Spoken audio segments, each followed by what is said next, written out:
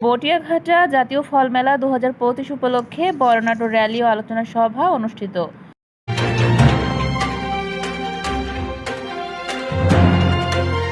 আসসালামু আলাইকুম দর্শক, সকলকে আমন্ত্রণ জানাচ্ছি বিবিআর নিউজ সংবাদে।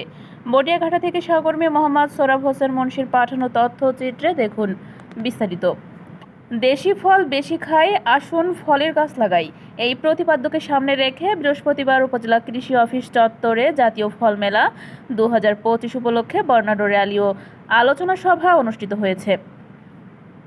কৃষি সম্প্রসারণ অধিদপ্তর বটিয়াঘাটা কর্তৃক আয়োজিত উপজেলা কৃষি অফিসার আবু বকর সিদ্দিকের সভাপতিত্বে অনুষ্ঠানে প্রধান অতিথি হিসেবে উপস্থিত ছিলেন উপজেলা নির্বাহী অফিসার হোসনে আরা তন্নি।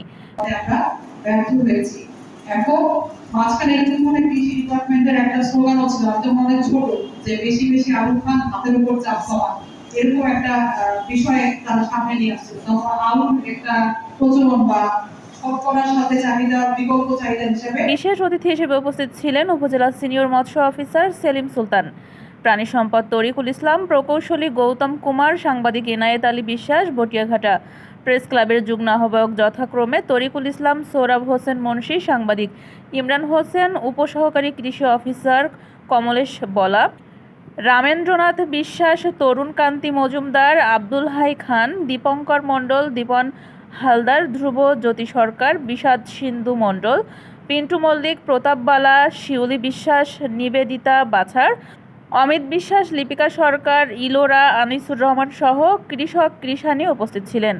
এ সময় অতিথিবৃন্দ ফল মেলায় বিভিন্ন দেশি ও বিদেশি জাতের ফলের স্টল ঘুরে দেখেন।